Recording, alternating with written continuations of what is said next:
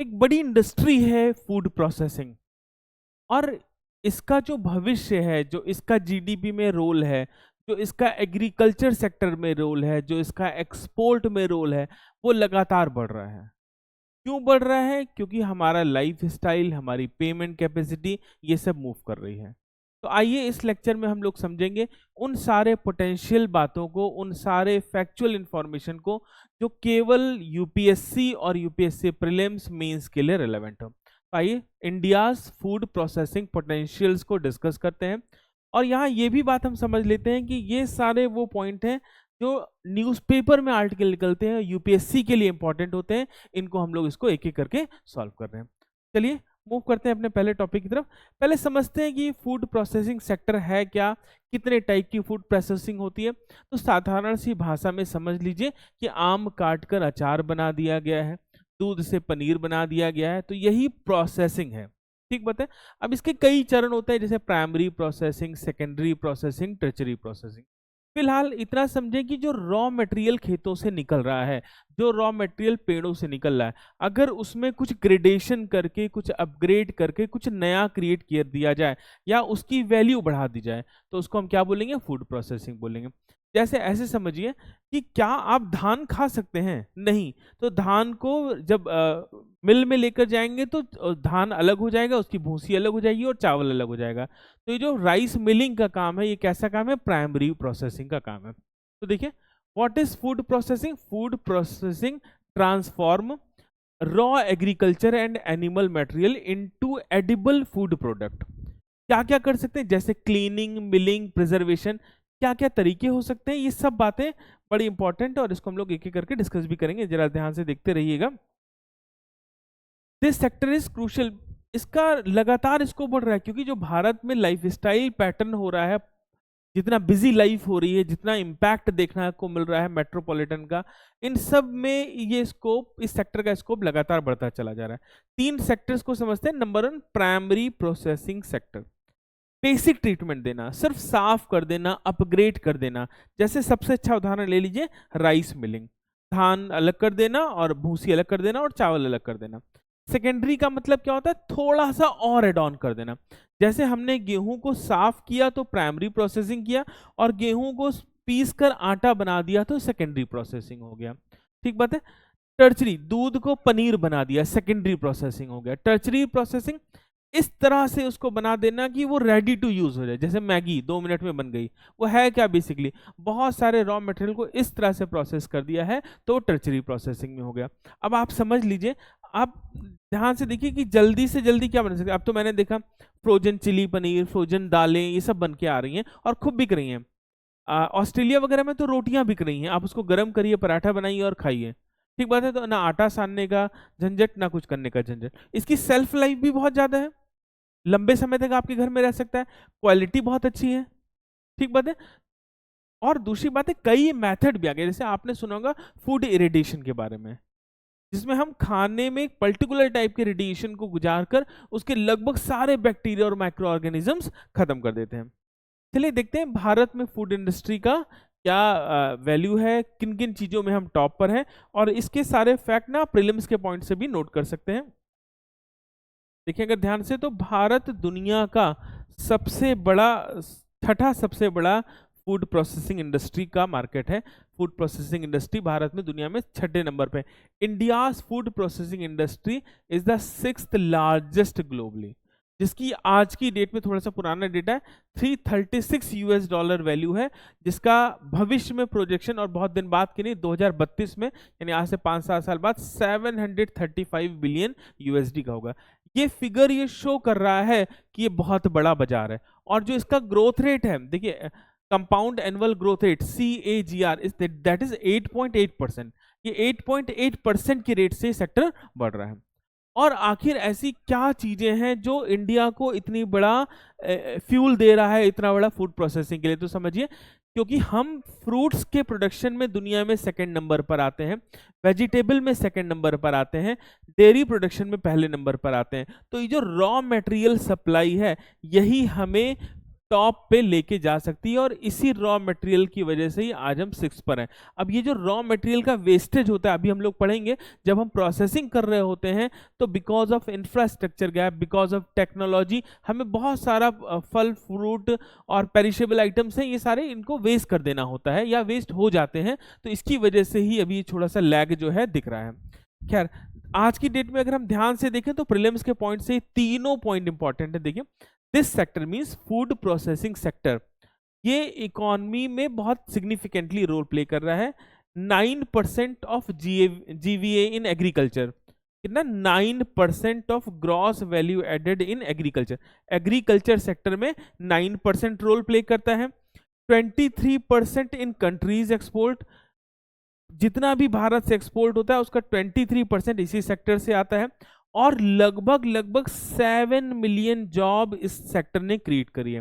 तो आप इसको यूपीएससी मेंस के आंसर राइटिंग में इस डेटा को यूज कर सकते हैं, प्रीलिम्स में एज इट इज पूछा जा सकता है, और अगर ऐसे वगैरह आता है तो भी यूज कर सकते हैं। तो एक बड़ा सेक्टर है, छठा बड़ा है, आने वाले टाइम में टॉप पे हमें पहुंचना है। अगर हमें खूब ग्रोथ करनी है, इंडिया को मैन्युफैक्चरिंग हब बनाना है, आपको पता ही होगा, हमने डिस्कस भी किया हुआ, प्रोडक्शन लिंक्ड इंसेंटिव स्कीम में फूड प्रोसेसिंग को भी इंक्लूड कर लिया गया है 2021 ऑनवर्ड से। तो आज की डेट में फ्रूट्स का, वेजिटेबल्स का सेकंड लार्जेस्ट बाजार है, सेकंड लार्जेस्ट प्रोड्यूसर है, और डेयरी में नंबर 1 है। ये पॉइंट और इंपॉर्टेंट है, इसको ध्यान से देख लीजिएगा।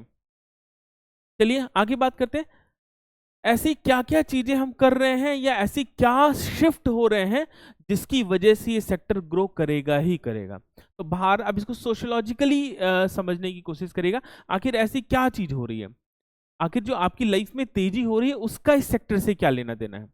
आप दिन भर बैठ के काम कर रहे हैं, इंफॉर्मेशन टेक्नोलॉजी, आईटी डेवलपमेंट हो रहा है, गी इकोनॉमी डेवलपमेंट हो रही है, तो थोड़ा सा टाइम का भी शॉर्टेज क्रिएट हो रहा है।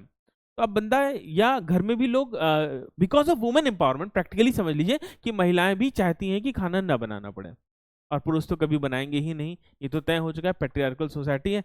पानी उबाल दे अलग बात है। खैर, ये आगे देखिए, what are the key enablers of expansion, इसको याद रखिए, ऐसे पूछा जा सकता है, क्यों भारत में फूड प्रोसेसिंग इंडस्ट्री ग्रो करेगी ही, इस बात को हम कैसे कह सकते हैं। एक तो सबसे बड़ी बात है कि लाइफस्टाइल शिफ्ट, राइजिंग इनकम, आप अगर ध्यान से देखेंगे तो पर कैपिटा इनकम तो ग्रो कर ही रही है, इंडिविजुअल की खर्च करने की भी कैपेसिटी बढ़ रही है because of low rate of credit.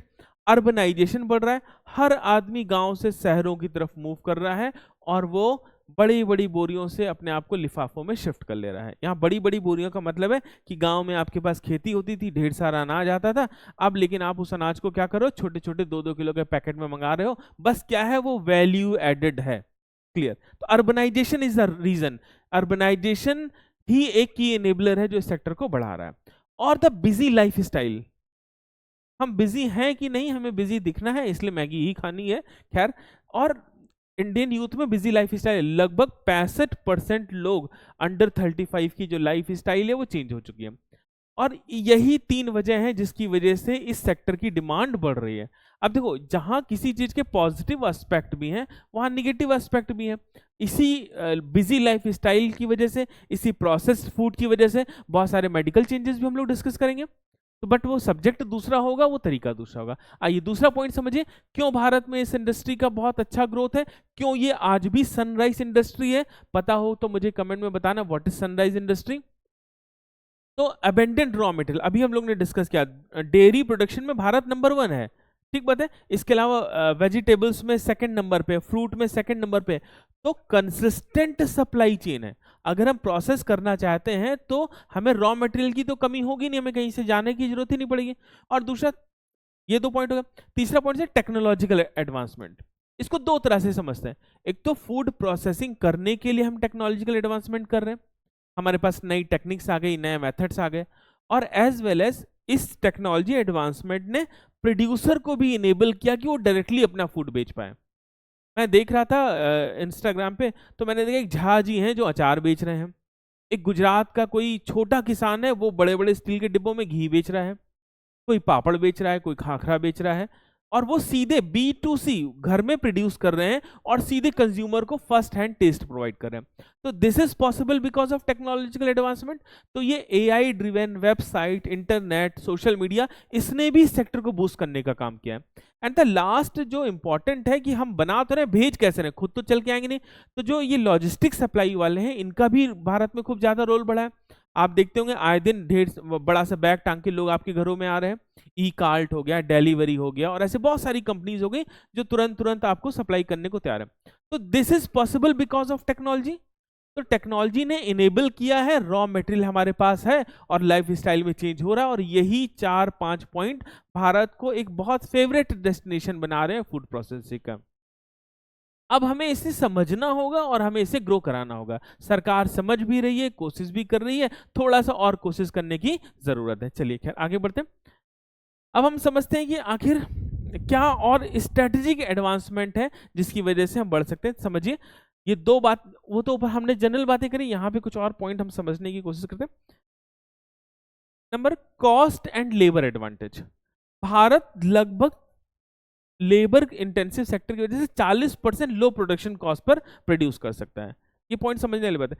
Nestle जैसी बड़ी कंपनियां ना भारत में क्यों अपनी यूनिट्स बना रही हैं और क्यों काम करना चाहती है, इसका सबसे बड़ा रीजन है कि हमारी वर्क फोर्स कंपैरेटिवली सस्ती है। तो India offers 40% lower production cost, and this is because of cost of labour. ठीक बात है। और ये यहाँ पे दोनों चीजें, यहाँ पे एक वीकनेस भी है और यहाँ पे एक स्ट्रॉन्ग पॉइंट भी है, इस पे खैर हम आगे डिस्कस करेंगे। यही कारण है कि आज भी ये सेक्टर डोमेस्टिक प्रोड्यूसर के लिए और ग्लोबल फूड सप्लाई चेन के लिए भी क्या बना हुआ है, एक प्रोमिनेंट कंट्री बना हुआ है। स्ट्रेटेजिक इन्वेस्टमेंट, 100% FDI रूट आप ला सकते हैं, बॉम्बे रूट से पैसा लेके आ सकते हैं for the food processing sector. तो because of this and because of PLI scheme, production linked scheme, आपको पता ही होगा, मैंने डिस्कस किया हुआ है PLI स्कीम के बारे में। PLI स्कीम का फायदा भारतीय कंपनियों को भी मिलता है और फॉरेनर्स कंपनीज को भी मिलता है। इन दोनों की वजह से ये स्ट्रेटेजिक है कि फूड प्रोसेसिंग सेक्टर की ग्रोथ होनी ही होनी है। चलिए आगे देखते हैं। इतना ही नहीं, जहां बहुत सारे लोगों को नौकरी मिल रही है वहां कुछ और चेंजेस भी हो रहे हैं। अगेन इसको आप बहुत आसानी से समझ सकते हैं। एम्पावरिंग लाइफ्स कैसे, आप समझिए कि सेल्फ हेल्प ग्रुप मूव कर रहे हैं। आपने सुना होगा लिज्जत पापड़ के बारे में, आखिर वो इतना बड़ा कैसे बन गया। आप छोटे छोटे गांव में कम्युनिटीज देख सकते हैं, कोऑपरेटिव सोसाइटीज देख सकते हैं। अब ये छोटी छोटी चीजों को प्रोड्यूस करें, जैसे मैंने देखा पंजाब में बहुत सारे किसानों ने चिप्स के प्रोडक्शन यूनिट लगानी शुरू की और on the basis of cooperative society लगाना शुरू करी, और उसका फायदा वो सारे किसानों को दे रहे हैं। तो एम्पावरिंग माइक्रो एंटरप्रेन्योर्स, बहुत सारी छोटी छोटी कंपनियां हैं, और गवर्नमेंट की स्कीम जैसे प्रधानमंत्री फूड प्रोसेसिंग स्कीम है जिसने लगभग 1.41 लाख का लोन डिसबर्स किया है 3.3 लाख सेल्फ हेल्प ग्रुप को प्रमोट करने के लिए, ताकि वो इस सेक्टर में काम कर पाए। तो समझिए, जो गवर्नमेंट ऑफ इंडिया की भी इनिशिएटिव्स हैं वो भी बड़े इंपॉर्टेंट है इस सेक्टर के ग्रो करने के नाते। यानी फूड प्रोसेसिंग सेक्टर के लिए जो कुछ भी रिक्वायरमेंट है वो इंडिया में है। रॉ मटेरियल है, लो लेबर है, गवर्नमेंट ऑफ इंडिया सपोर्ट कर रही है, PLI जैसी स्कीम है, और इतना बड़ा बाजार डिमांड ड्रिवन है कि मांग बढ़नी है, क्योंकि यहाँ लाइफ स्टाइल ही इस नाते चेंज हो रही है। अर्बनाइजेशन चेंज हो रहा है, बिजी लाइफ स्टाइल हो रही है। आप ऐसे समझिए कि 2 दिन पहले, आज डेट 1 सितंबर है शायद, 3 सितंबर है, चलिए 2 दिन पहले 1 सितंबर थी, गुड़गांव में खूब पानी भर गया। आप में से कई लोग हो सकता है वहां से भी देख रहे हो, और आपको पता होगा कि उस पर्टिकुलर डे पे स्विगी ने, जोमेटो ने इतने ऑर्डर रिसीव किए जिसका कोई जवाब नहीं था, और कोई भी डिलीवरी पॉसिबल नहीं हो पाई। बहुत सारी हुई भी। रीजन क्या था इसमें? सबसे ज्यादा किस चीज की थी? प्रोसेस्ड फूड की थी। ठीक बात है, 8 घंटे का जाम। तो इतना टाइम बिजी है व्यक्ति का कि इन सब चीजों के अलावा कोई उसके पास ऑप्शन नहीं है। दूसरा, भारत का जो सबसे बड़ा समस्या है that is unemployment, disguised unemployment. तो कृषि सेक्टर में जो सबसे ज्यादा, खेती में जो छिपी हुई बेरोजगारी है, जो डिस्गाइज्ड अनएम्प्लॉयमेंट है, उसको दूर करने का काम ये सेक्टर कर रहा है। भाई दूध का उत्पादन है, चीज बना रहे हैं लोग, खेतों में से दलिया बना रहे हैं, तो फ्रूट प्रोसेसिंग कर रहे हैं। तो लगभग 7.6 लाख लोगों को एम्पावर किया इस सेक्टर ने, और इसमें गवर्नमेंट का बहुत बड़ा रोल है। लगभग 1600 प्रोजेक्ट फंड किए हुए हैं। Clear? Next is job creation. PLI scheme मैंने अभी आपको डिस्कस किया कि 2021 में पीएलआई स्कीम आ गई थी भारत में इन फूड प्रोसेसिंग सेक्टर। इसने भी लगभग 8,900 करोड़ का इन्वेस्टमेंट अट्रैक्ट किया है। तो एफडीआई आ रही है इंडियन इकोसिस्टम की वजह से, इंडियन बिजनेस इकोसिस्टम की वजह से। यहाँ का लेबर सस्ता है, यहाँ के किसानों को रोजगार मिल रहा है, यहाँ के सेल्फ हेल्प ग्रुप को रोजगार मिल रहा है। तो definitely this sector is transforming life at very grass root level. But बात इतनी सरल होती तो ठीक था, कुछ ऑब्स्टिकल भी हैं, कुछ रुकावटें भी हैं, कुछ चीजें भी हैं जिन्हें भी दूर करना होगा। तो आइए देखते हैं जल्दी जल्दी क्या रुकावटें हैं। Number 1, fragmented supply chain. अभी मैंने बताया ना कि जैसे क्या ना कि छोटे छोटे किसान हैं, अब वो बेचारे इतना उत्पादन नहीं कर पाते हैं कि वो कोई फूड प्रोसेसिंग यूनिट खोलें। तो 86% स्मॉल और मार्जिनल फार्मर्स क्या हैं कि वो अपने एग्रीगेट्स को लिमिट करते हैं। इसका सिर्फ मतलब ये हुआ कि वो अपने उत्पादों को सीधे कस्टमर को या बड़े बाजार में बेचने के बजाय बीच में बिचौलियों पे निर्भर हो जाते हैं, जिससे उनको 30 से 35% ही उनकी प्रोडक्ट की वैल्यू मिल पाती है। जिससे कुछ किसान गरीब हैं और कुछ किसान अमीर हो रहे हैं, क्या कुछ इस सेक्टर में काम करने वाले लोग अमीर हो रहे हैं। तो ऐसे समझिए इंडस्ट्रीज को पैसा मिल रहा है, बट बहुत सारे मार्जिनल फार्मर्स वगैरह को डायरेक्टली बेनिफिट नहीं हो रहा है। ठीक बात है। दूसरा पॉइंट समझिए इंफ्रास्ट्रक्चर गैप। कोल्ड स्टोरेज या कोल्ड चेन ना होने से लगभग, ध्यान दीजिए इसको, लगभग 92,651 करोड़ का एनुअल लॉस होता है। और क्यों होता है? क्योंकि ज्यादातर आइटम पेरिशेबल है। आप देखिए, आप सेब अपने घर में रख दीजिए, डाइनिंग टेबल पर रख दीजिए, कितने दिन चलेगा? केला रख दीजिए, 2 दिन में सड़ जाएगा। तो जब कोल्ड सप्लाई नहीं है, कोल्ड चेन नहीं है, तो ये लॉस होना तय है। इसके अलावा मैं मानता हूं कि गवर्नमेंट इस पे भी रिस्पॉन्सिबल है कि आज भी आपको अगर फूड प्रोसेसिंग इंडस्ट्री करनी है, बनानी है, तो बहुत सारे लाइसेंस की जरूरत होगी। तो रेगुलेटरी कॉम्प्लेक्सिटी भी एक बहुत बड़ा कारण है। एक और बहुत बड़ा कारण है जो मैं रोज डिस्कस कर रहा हूं, जितने भी इंडियन इकोनॉमी के वीडियो आते हैं, जितने भी इंडियन एक्सप्रेस के आर्टिकल्स आप पढ़ लीजिए, जितने भी, उसमें बार बार हर व्यक्ति जो थोड़ा सा भी समझदार है वो बताता है स्किल्ड वर्कफोर्स को लेकर। तो आज भी ये सेक्टर में केवल 2% ही लोग स्किल्ड लगे हुए हैं, बाकी नॉन स्किल्ड हैं। तो ये हालत है। अगर हम फूड प्रोसेसिंग के लिए स्किल डेवलपमेंट का काम करना स्टार्ट कर दें, अपने युवाओं को मजबूर करें कि तुम तैयारी में ना काम करके फूड प्रोसेसिंग में काम करिए, तो आप अंदाजा लगाइए कि कितनी बड़ी बाजार है। इस बाजार का 0.00001% सारे सरकारी नौकरी वाले नहीं पाते हैं। Clear point. अगला है फाइनेंस कंस्ट्रेंट। बहुत सारा पैसा चाहिए। हमारे यहाँ भारत में टफ है एमएसएमई का काम कर पाना, क्योंकि एंट्री लेवल बाजार बहुत कठिन है और कोई प्रोटेक्शन नहीं है। टैक्स क्या है, एक जैसा है, तो ये बहुत कठिन है। इस पे भी सरकार को काम करना होगा। तो दीज आर सम कंस्ट्रेंट। एक और पॉइंट समझिए, इसको हम लोग सेपरेटली डिस्कस करेंगे। क्वालिटी एंड एक्सपोर्ट इशू है। हम प्रोड्यूस भी कर रहे हैं, हम बना भी रहे हैं, हम भारत में बेच भी रहे हैं, क्योंकि भारत में बहुत सारे क्वालिटी लैग इशू है। बट आप याद रखिए कि विदेशों में ये सामान नहीं बिक पा रहा है। यूरोपियन यूनियन भारत के लगभग 527 प्रोडक्ट को बैन करता है कि ये यूरोप में बिकने के लायक नहीं है। तो जाहिर सी बात है, अगर यूरोप में बिकने लायक नहीं है तो भारत में बिकने चाहिए क्या? तो जो क्वालिटी का इशू है वो भी हमें कंट्रोल करना होगा। तो दीज आर ऑब्स्टिकल कि क्यों फूड प्रोसेसिंग इंडस्ट्री का सस्टेनेबल ग्रोथ नहीं हो पा रहा है।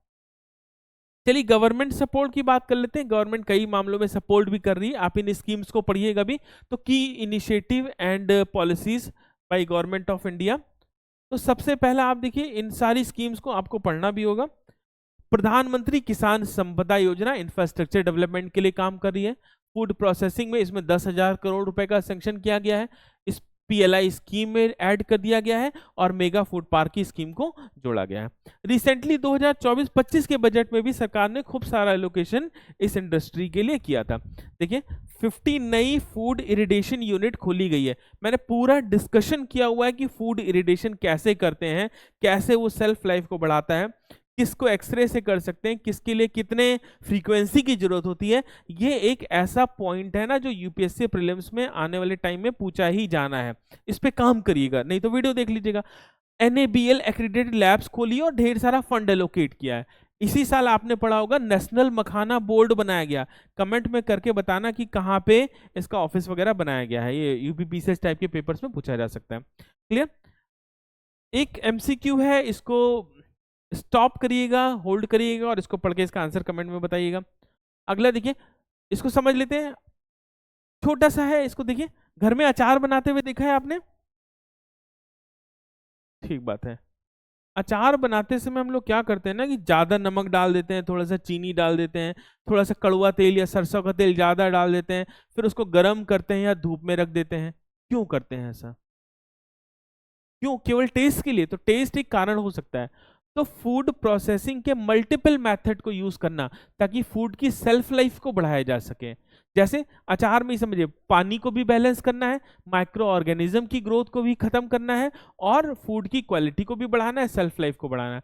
तो जब हम फूड प्रोसेसिंग की मल्टीपल टेक्निक्स को यूज करते हैं, एक से अधिक प्रिजर्वेशन टेक्निक्स को यूज करते हैं, तो इसे ही कहा जाता है हल्डल टेक्नोलॉजी। खैर, ये क्वेश्चन पूछा गया है, आगे आने वाले टाइम में और पूछा जा सकता है। होपफुली आपको ये पूरे पॉइंट समझ में आए होंगे, और काफी वर्कआउट करके वीडियोस बनाए जाते हैं, तो प्लीज शेयर करें और सब्सक्राइब करें।